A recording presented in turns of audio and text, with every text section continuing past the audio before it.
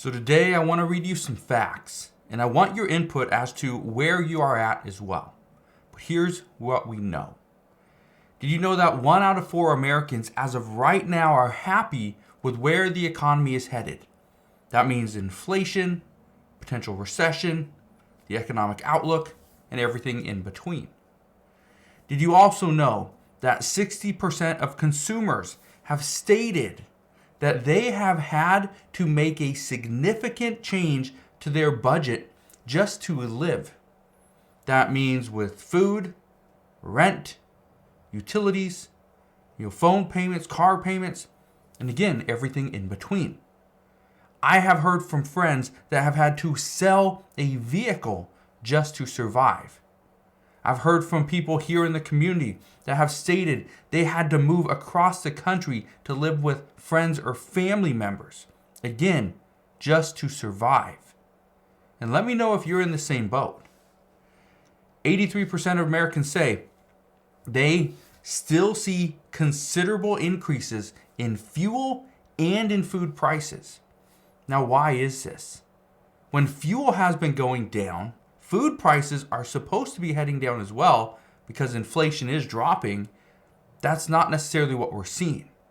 What we are seeing is fuel prices are going down, but when fuel prices go down, what we do know is that more people travel.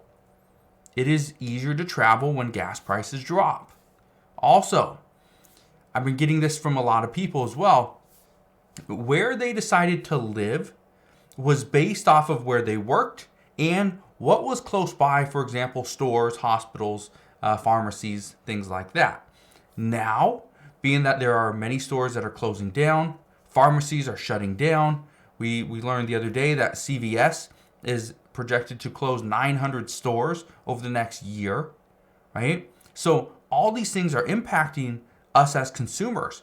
We now have to spend more money to travel further to go to the same stores that we were once going to because the ones closer to our house decided to shut down. Again, these are problems. We know 72% of Americans say they are stressed by the constant price increases. And let me ask you this. When was the last time you walked into a store, whether it's a grocery store, retail store, could be a car dealership, it doesn't matter. When was the last time you walked into a store and prices were lower than what you expected? I personally, if something that I'm going to buy is on sale, I'm ecstatic. I'm excited that I'm going to save some money today. Even though the sale price might be much higher than what it was, before the pandemic, I'm still excited that I don't have to spend, $30 on a steak or $5, $6 on a gallon of milk. I'm excited about that.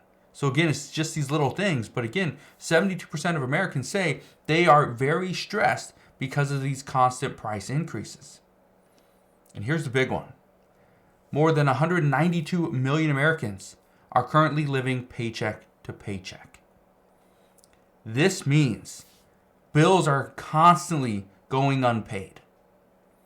This means that food insecurity is a real problem. This is an issue. And I bring this up and I talk about these facts because this is what people don't hear. This is what you don't hear on mainstream media. You don't hear how many people are suffering. You don't hear how many people are struggling to pay their bills. You don't hear how the individual, person out there, not the family of 4, okay, that has a lot of support. You don't hear about the individual that is just struggling to put food on their table. Consider this. You and your spouse, let's say you each make $2,000 per month. Well, you got, let's say, a $2,000 rent payment or your house payment. Then you got car payments and food and medical. You got utilities, maybe a cell phone bill, Netflix account, right? You got all these things. For a family of 4, if you both bring in $2,000, you're probably living comfortable, okay, right? You're still stressing, but you're probably doing okay. Let's say you're an individual, just one person. And I have a lot of people here in this community that don't have a spouse or children, or maybe not yet, or they've lost one. But a lot of people ask, well, what about us? What's coming for us? What is Congress going to do for us? Well, as of right now, nothing. Congress potentially is going to pass some legislation that will increase the earned income tax credit. It's only going to help so many people. They're potentially going to do something to provide you additional credits for putting more money aside for retirement. But again, it's not going to help you today, right? So as far as an individual, there's a lot less for you than if you had a family, right? Children, a spouse, right? You were taking care of somebody. You had dependents. So again, what's coming? Probably not a lot. Now, food is still going up. And I thought this was interesting because we were under the impression food prices were going to come down. As fuel prices dropped, so would food. Well, not necessarily the case. Today, reading through the PPI report, this is the Producer Price Index, it showed that producer prices were coming down. However, they were not dropping for food-related products, right? Like vegetables, eggs, they were going up, right? They were going up. This is a major problem when food, rent, utilities, medications, these are the main causes of limited income. A lot of people cannot afford to go and buy eggs. You can't do it. It's just too expensive. When egg prices have, doubled?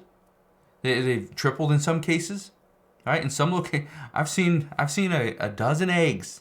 And these aren't organic. These aren't any special eggs. These are just regular eggs. Seen a dozen eggs selling for $7.95 a dozen. $7.95 a dozen. That, to me, that was price gouging. But let me know how much it costs for a dozen eggs in your area. Now, in my area, normally it's, I think, $3.99.